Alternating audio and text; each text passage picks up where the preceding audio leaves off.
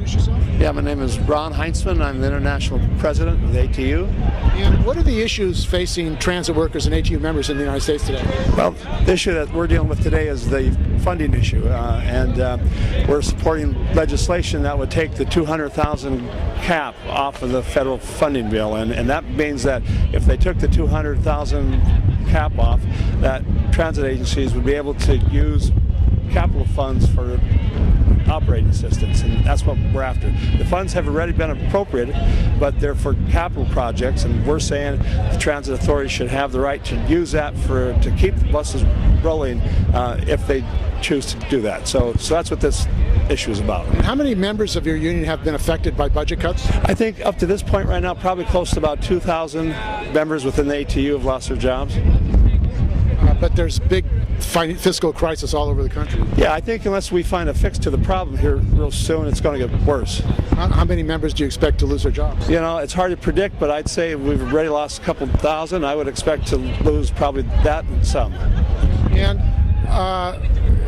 the Congress now seems to have backtracked on unemployment pay for people. There seems to be a kind of a problem getting anything passed. I mean, what action are you going to take to really get some pressure on? Well, I think the advantage here is that we're not trying to get money that they have to appropriate. I mean, if you went up in Capitol Hill now and you tried to get new spending money, they would say, no, we don't have it. But this issue deals with money that's already been appropriated, so we're saying it's not new money. Just take the money that's already been appropriated and allow the transit authorities to use it in a flexible way to keep the system on. Now, I mean, there also is an attack on pensions for public employees around the country. What's your response to that? Well, of course, there's an attack that's been going on for the last 5 years now. Attack of they're trying to do away with defined benefit retirement plans and replace them with 401ks. We don't support that at all.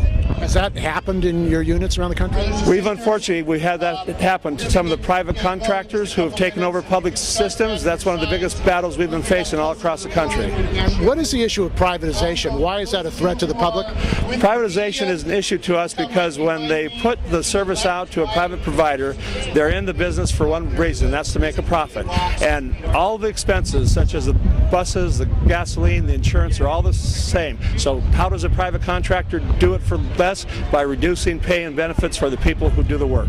Well, there have been privatization in a lot of transportation around the country, deregulation. What is your union and other unions doing to launch a national political campaign to educate people about privatization? What we've been doing is we've been educating our local unions that when they hear that their public body is thinking about contracting out, that they need to go and contact their public officials. We have tons of work we've done on what these contractors have done, what they stand for, and we're going to try and stop before they actually go out to a private provider. So that's a plan that we have nationwide. Are you having any kind of video or television campaign to educate people about the dangers of privatization? Well, I think as we develop this program, we'll be doing more of it. Yes. And recently, your members took some concessions at BART, ATU 1555. What's your view on that? Well, you know, it's a tough decision because we're facing this all across the country. Public bodies are saying they don't have the money. They're asking for concessions.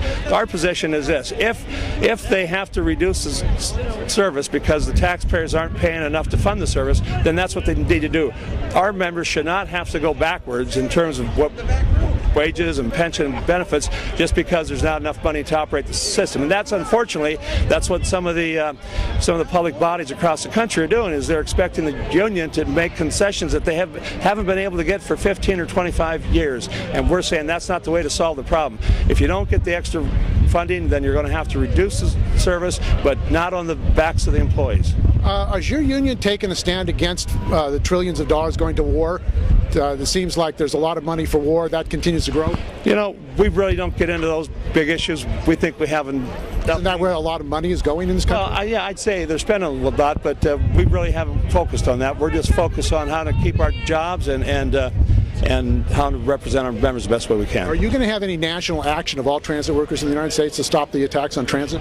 We're working closely with the TWU now, and I'm sure that that's part of our developing plan, is we're going to stick together, work together, and try to address this issue across the United States. I am sorry. Didn't want to start a riot here.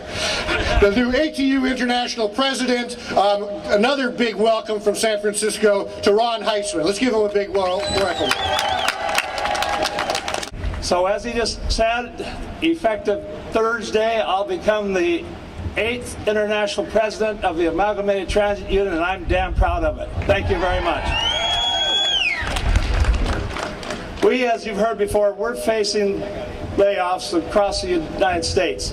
Particularly here in the state of California, we've lost hundreds of positions. And if Congress does not find some way to give us the flexibility, those layoffs are going to continue and continue. You know, when you have to tell an employee and one of our members that they're losing their job, you talk about an earthquake, that's what they have. It rocks